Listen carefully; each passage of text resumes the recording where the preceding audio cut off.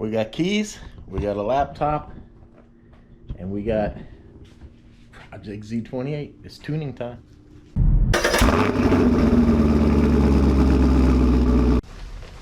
Hello everyone, welcome back to the channel. As promised, we got some, there we go.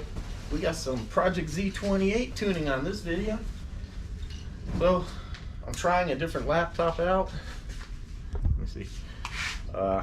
I put the Tuner Pro RT is the program that we're using, the data log. So I put that on. I put the Motes burner on here. So I reflashed the chip. I put all that on this laptop.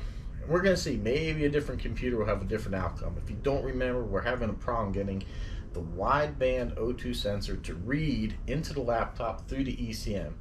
We need a wideband to actually read the fueling that's going on through the exhaust so he can make proper tuning.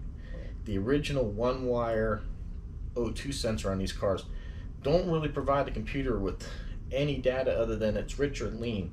A wideband has 4 wires, so you get a lot more information for those of you that don't know. So let's plug it in, fingers crossed. I'd really love to get this thing tuned, get it on a dyno, and figure out what kind of power we're making. You know, I always say nothing in my life's easy. It's a brand new float charger. I took the cheap Harbor Freight float charger and put it on the original lead acid battery that came out of the RV. Because the RV, you have a battery under the hood that powers the vehicle, and then there's one under the stairs that powers the back. Well, I upgraded everything to lithium. Well, that's a brand new battery, so there's no point letting it die and go bad, because sometimes it's handy to have that. So I went and unplugged that, and it said cables reversed, battery error or something, and it wasn't. So it's dead. Battery's dead. So now I got charger on here, and well, what I'm hoping is, no, it's already raining. Damn it. Oh my God. This freaking rain, man. It's freaking rain. It's a daily. And this is why I haven't done more with this car. I mean, it's like literally every day. I don't care, man. I don't care. Like, I gotta get this car tuned. All right, let's let it charge and we'll be right back. All right, let's see. It's still fucking dead. Unfucking real, man.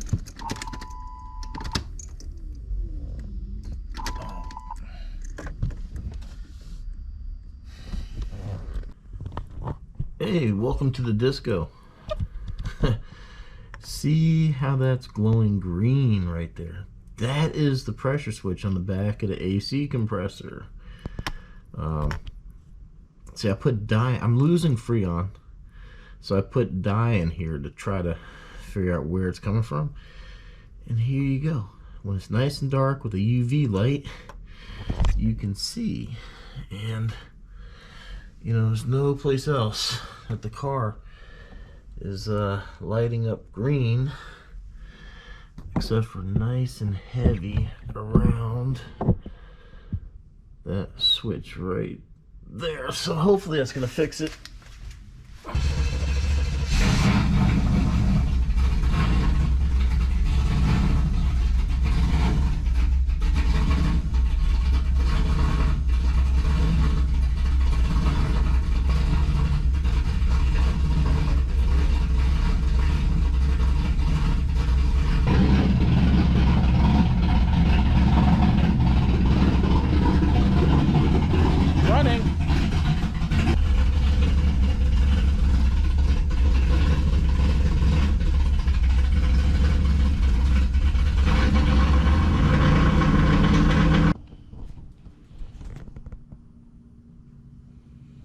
Man, what a work of art. God, that tune port's pretty. Oh yeah, seems like we're still having the same problem. It's just not gonna read that wideband through that computer for whatever reason it is. I don't know. Maybe I'll need to look at a different wideband setup, different gauge, because he said he had somebody else that had a brown wire. They grounded it and it started reading, but there's no ground wire on that gauge. So, other than the power that it's, and at one time I even did, I grounded that gauge to the actual chassis of the car instead of using it through the cigarette lighter that I'm using, just to even see if that would help the gauge, and still nothing. So I don't know. I know they sold a gauge, and I even asked them. They had a gauge that actually did its own data. No, because we needed to go through that software. So I do need to go to the auto parts store and get a sensor, the pressure switch, which now during the daytime you can see it better. Right here, there's a pressure switch. I think it's a high pressure switch. If the pressure gets too high in the compressor, it cuts the system off, but it's leaking from around the seal back there.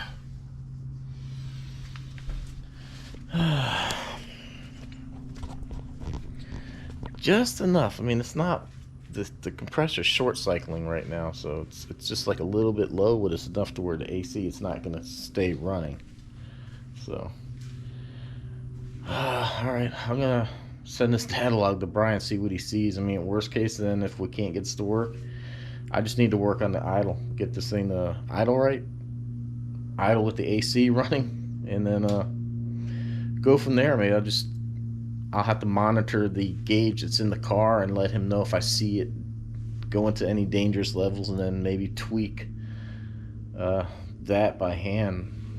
And the only other thing I could do is when we go to the dyno, they can put wide bands into the exhaust, and then they record it, and then we can use that, and he'll be able to tweak the tune with that. So I mean, we have other alternatives, but I'm really kind of just scared about putting on a dyno, going wide open, if the thing leans out and I end up like melting a piston like what we did on the 50th.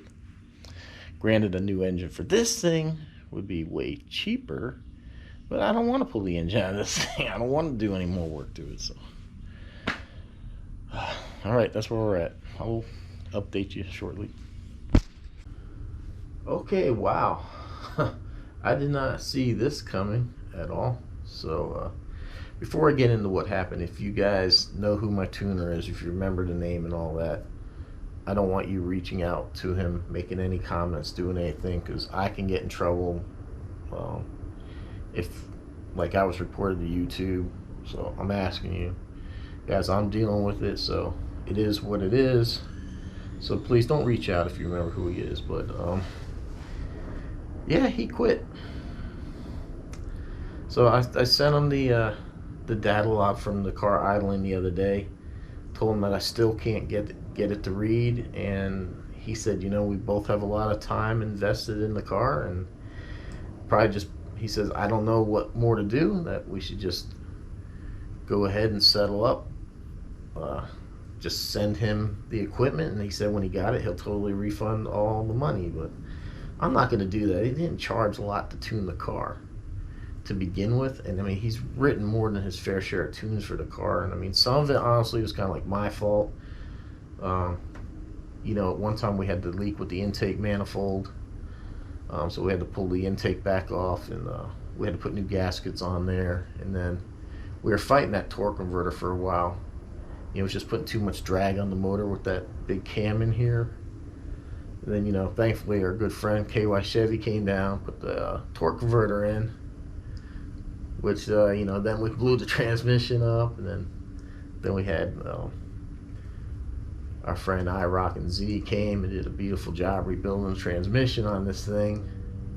So we had it running pretty good. So now what I have to do is go back through our emails and figure out what tune this car is actually running pretty good on, and flash it, because once I send him the stuff, I can't burn any more chips, because the burner, the little thing that plugs into the laptop with the pins that burns the EEPROM, it's his. So, you know, I do have a security deposit down on that, but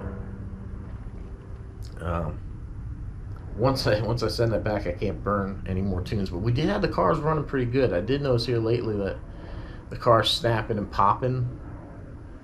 I think it's probably running lean. I don't remember. We had that problem before, but I'm not sure where we are at with the tunes. I think we're at something that might not even be my tune that we're using to try to see if we can't get it to read through the laptop. I know the one tune, there was one tune, and I flashed it back in here, and I did get it to read through the laptop. So I don't understand why he can't figure out what's so special about that tune that it's reading. But he's done. He said, you know, I should just try to find somebody local. But this isn't the type of car that you just plug in your laptop to the data port and you can change the data. You know, you actually have to burn that EEPROM. You actually take the chip out of the computer, have to put it into a burner and burn it. Now you can data log with the laptop, but you know, so, but his problem is, you know, he can't see the fueling that the car is doing without getting that wideband data. So, well, yeah, that's where we're at with that. So I'm gonna try to flash a couple of tunes in here, see which one makes the car run the best. Watch the wideband and make sure we're not leaning out, because I don't want another situation like we have with the 50 where something happened and we damaged the piston. But yeah, other than that, I went online, I went to Rock Auto. I ordered the high pressure switch for the AC compressor, so when that comes in, we'll throw it in. I'll show you charging the AC system.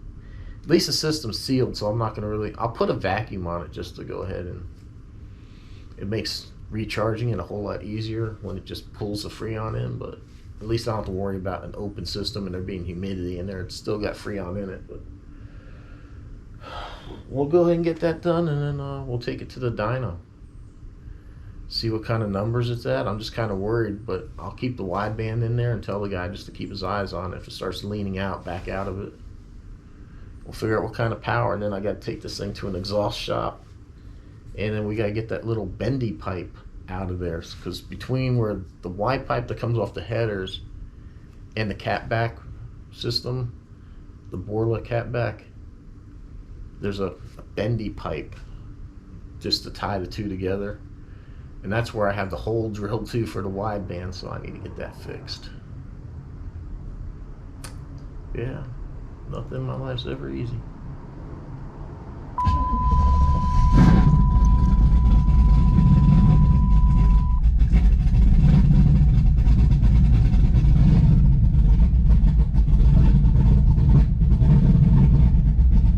Well, at least so far I'm not having to put my foot on the gas.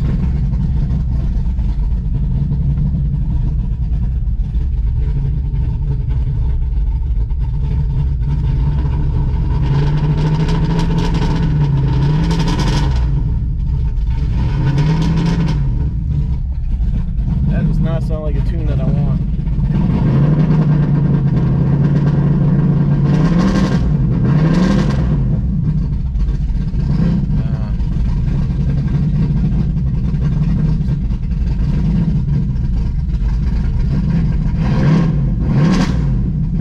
Oh, let's try it and see how it goes.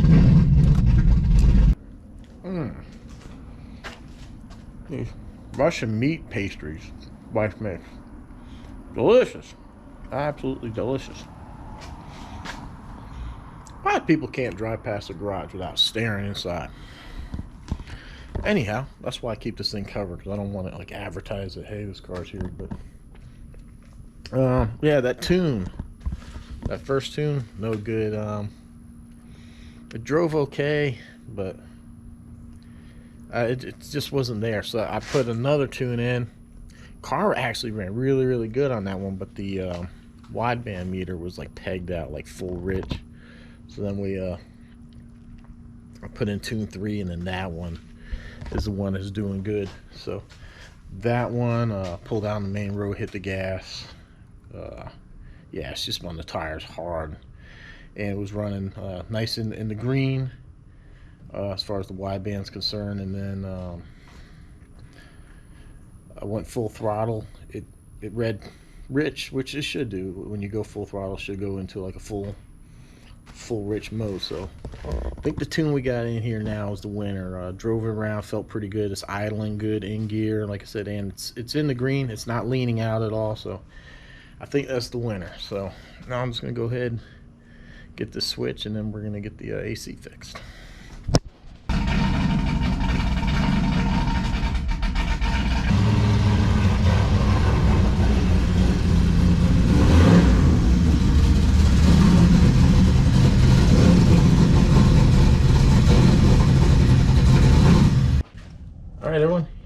genuine GM part. So this is the switch. You can see there's an O-ring in here. So it is probably the O-ring that is letting all that out. Hopefully it's not a compressor, but I feel pretty good about you know, diagnosis. So put this in here. It's a dye. Like I said, it's a UV. Use a light, and it's pretty easy. I've done many air conditioning systems in my time. It's not that hard to work, actually. It really isn't. So let's go ahead and release the 134. How dare you! Hate to do it, man. You guys know I love camping. I love nature. Wouldn't say I'm an environmentalist, but I am environmentally cautious, but I don't have the gear. But this is the reason they came out with 134, for when cars are in accidents and stuff like that, and it releases the atmosphere. It's a little safer. We got to depressurize the system. Best thing to do is right here off the silver canister. It's the low side pressure. Okay. So that went in relatively easy. That's wasn't bad.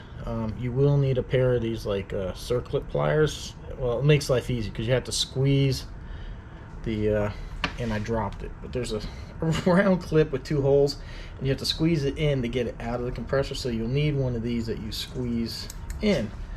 So here's the switch, here's the back side of it. So either one of 2 things happen here. There's a oh golly, I can't see. So there's a hole here in the bottom. So now either the Freon was working its way through here and coming up right here, which it actually looks like that might have been the problem, because when I took that C-clip out, there was all kinds of goo and oil caked up right here. And this O-ring, I'm not sure how well you can see, kind of flat right here, kind of flat. So it's not the tightest of seals. So, but I think the internal seal here broke. Look at that. There's also an O-ring in here, which you might or might not see. I don't know. Take my word for it. There's a little green O-ring in here. So who knows? Maybe this thing was leaking before and somebody tried to stop it. Because that doesn't make any sense. I don't know why there would be an O-ring inside of here, but who knows? Stranger things have happened, right?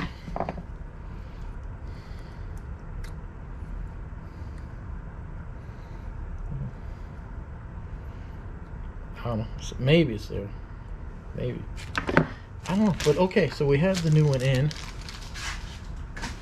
So now we have to charge the AC system. I can go ahead right now and just charge it. It won't be too much of a problem really, because it hasn't been open to the atmosphere but for a couple minutes. But I like to do things properly. So we're going to pull a vacuum on the system.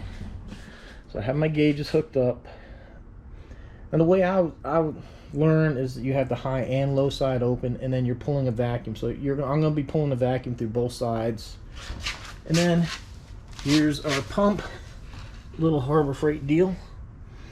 So we'll run this for about 30 minutes, and then what we do is we'll shut it off and we'll let it sit for about another 30 minutes, and then we'll see the gauges here. There we go. Now we'll see the gauges going. See that? As soon as we pull the vacuum, we'll see it go into the negative.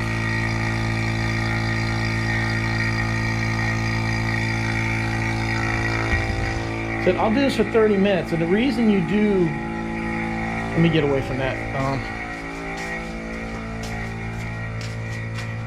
So get to some good light. The reason you pull a vacuum on the system is it'll create like heat in there, and it'll boil out water and that's in there, because you don't want any water mixing in with the oil and the Freon and stuff like that. It'll rust out and damage your compressor. So you put a vacuum on it, like I said, that cleans it out and that gets rid of all the atmospheric pressure. Plus it also helps, it's really nice when you go to add in the Freon that you have a vacuum, so it's going to pull in the Freon, because you need a certain amount of pressure before the compressor will kick on. So when you have a vacuum on there, it helps just like draw that in. It just really helps with the pressure of the system. So now I'm worried, because like Smitty might watch this thing and be like, put me to school. But hey, if I got something wrong, I got something wrong. I'm not perfect. I mean, I've done several AC systems. I haven't had a problem. I redid the Grand National. I redid the Firehawk. I actually did the compressor in my dad's Lincoln several years ago. That was not fun. Yeah, I did one in an old Celebrity that my late wife had.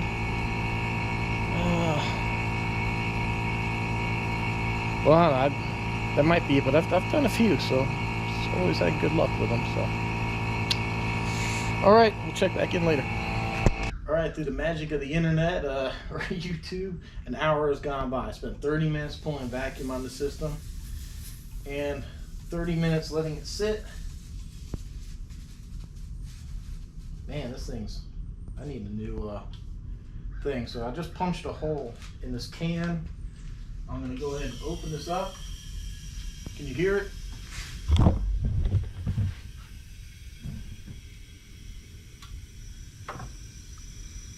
That's because the system's under a vacuum.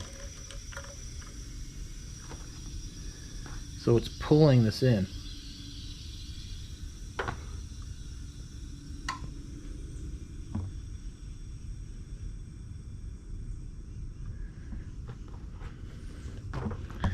Alright, so there should be enough pressure in the system now so the AC compressor will kick on. Then we'll go ahead and get this stuff loaded up. Icy cold.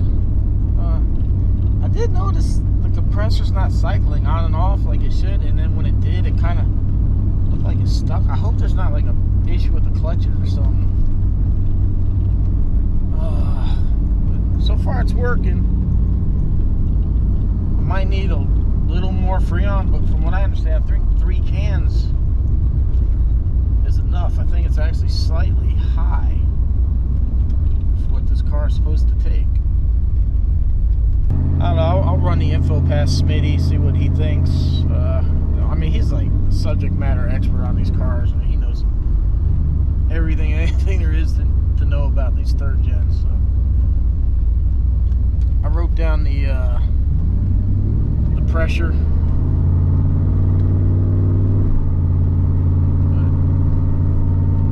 But it feels good. I mean, if there's too much Freon, it won't cool at all, and but it should still be cycling. So I don't know. Feels good. Cold air in here again. Still seem to be having a problem with the that flow charger. Said the battery was full, but I had to put my big battery charger on there for a couple hours to get the car started again. So I don't know. Probably gonna need a battery too. Why not? Why not? That's just the way it is. But oh man, I had to put the AC down on like the first fan setting because it was blowing cold, and it's hot out. It is freaking like 90 degrees out. But I have two things. One, I'm gonna have to wrap this video up here. I really, trust me, I wanted to get this car to the dyno for this video. I really wanted to get it there. I am out of time. I just got back from camping. Probably already seen that video. Yeah, I think that video came out before this one. Yeah, I already have it. But so I got back from camping. I made 2 videos. That took some time. I had to get the RV unloaded. I had to wash it and all that stuff, which if you watched the video, you would have seen. So yeah, we're actually packing up, going on vacation, and like I am out of time. I don't have enough time to get this car down there and do all the stuff. I called the guy. He's busy right now, so it'll be like next week. But that's, yeah, I'll be gone. So I wanted to get the dyno for you on this one, but I want to get you some Camaro content because I'm gonna be on vacation. We're gonna be gone for like 2 weeks, so I want to get you something.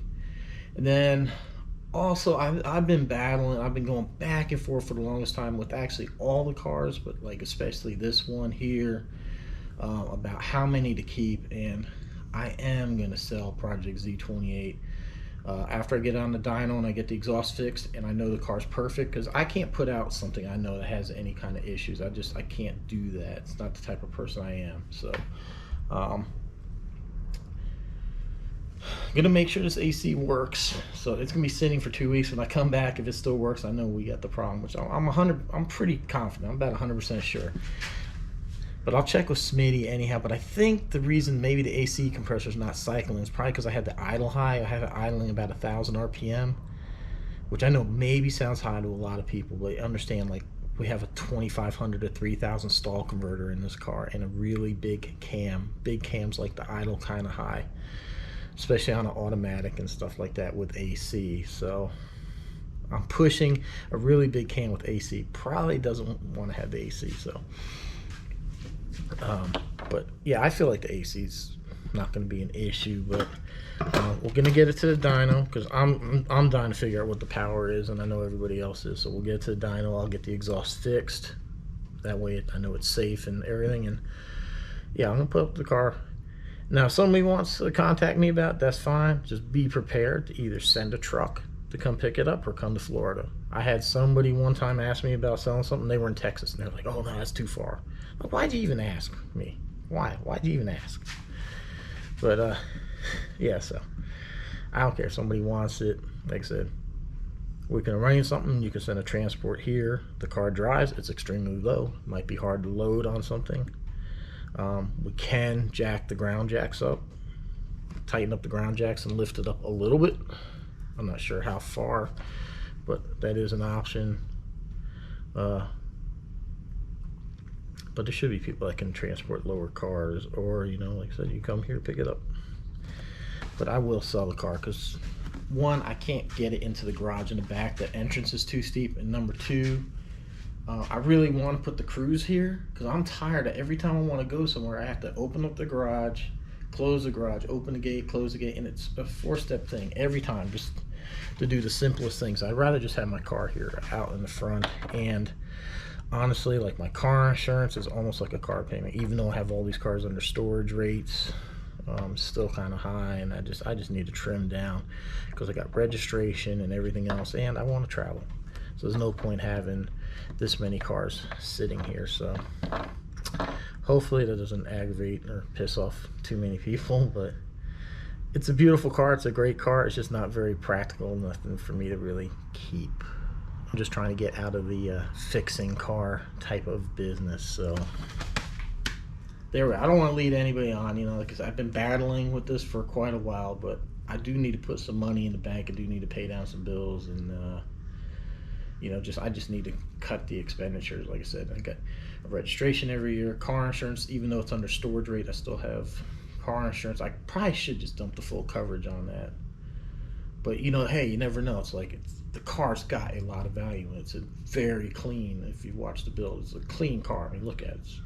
But anyhow, when I get back from vacation, we will get it to the dyno. We'll get the exhaust fixed, and I'll show you all that process. And till then, everyone, I hope you enjoyed some Project Z28 content. So all right, everyone, so that's where we're at with that. So again, thank you for the support. Thanks for watching, and hopefully we'll see you on the next one.